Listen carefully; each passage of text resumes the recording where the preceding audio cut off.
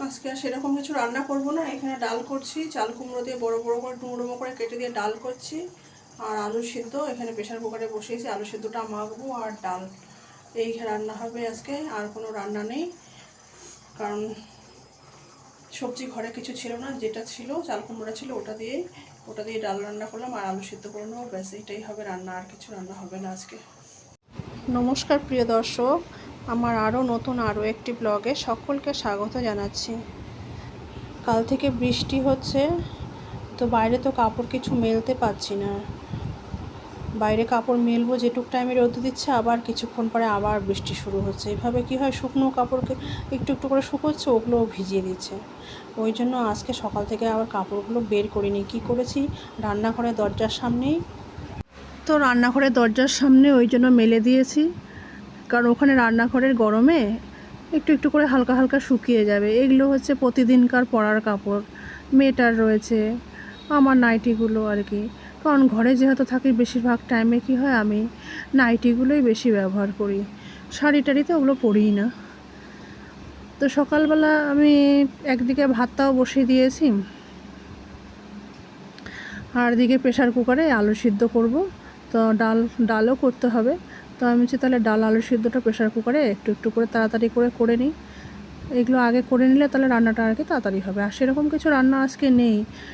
তো একটা ছাঁচি কুমড়ো আর কি, চাল কুমড়ো ছিল, তো ভাবলাম যে চাল কুমড়োটা দিয়ে তাহলে ডাল করি আর আলু সিদ্ধ করি।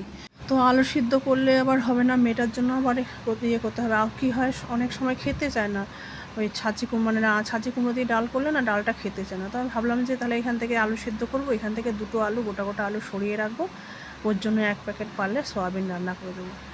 তো ওই জন্যই আমি ওখানে এগুলো করে নিচ্ছি। দুদিকে ভাতটাও বসিয়ে দিয়েছি আর এদিকে ডালটাও বসিয়ে দিয়েছি। তো সকালের জলখাবারটা ওই হাতে হাতে করে নিচ্ছি। আটাটা তো মেখেই নিয়েছি সকালবেলা। তো ভাবলাম যে এই ফাঁকে তাহলে দুটো তিনটে পরোটা বানিয়ে নিই। সকালবেলা মেয়েটা ঘুম থেকে উঠে আজকে ক্লাবে যায়নি, ওর শরীরটা কালকে থেকে ভালো না। তারপরে আবার কালকে সাইকেল নিয়েও পড়ে গেছে, ব্যথা পেয়েছে।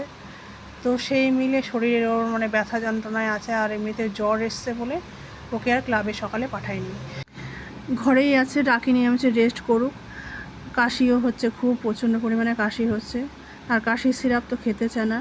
ওই যাই হোক, ঘরোয়া ওই তাল মিশ্রি দিয়ে, বাসক পাতা দিয়ে একটু জল ফুটিয়ে দেবো, ওটা খাবে। ওটা খেলেও আরাম পাবে গলাতে। তো একটু একটু দেখলাম কাপড়গুলো শুকিয়ে গেছে। আমি ভাবলাম তাহলে এগুলো দরজা থেকে দেখতে বাজে লাগছে, এরকম করে এগুলোকে, সারা রাত ছিল আর কি দরজার মধ্যে, তাহলে একটুখানি ভাঁজ করে রেখে দিই, এগুলো গুছিয়ে রেখে দিই। যত কাজ গুছিয়ে গুছিয়ে রাখবো, ততই আমারই হেল্প হবে, সাহায্য হবে। চারদিকে এলোমেলো করে রাখলে আমারই পরে অগোছালো অসুবিধা হয়ে যায় তখন।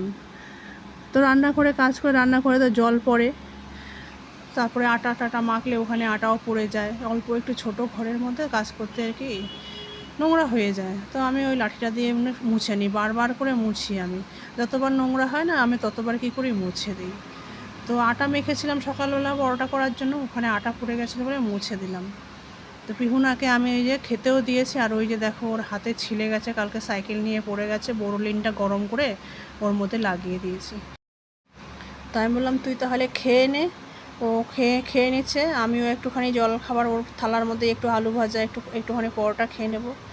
তারপরে আজকে আর সেরকম কিছু রান্না করব না। এখানে ডাল করছি, চাল কুমড়ো দিয়ে বড় বড় করে ডুমো ডুমো করে কেটে দিয়ে ডাল করছি, আর আলু সিদ্ধ এখানে প্রেশার কুকারে বসিয়েছি, আলু সিদ্ধটা মাখবো আর ডাল এই রান্না হবে আজকে। আর কোনো রান্না নেই,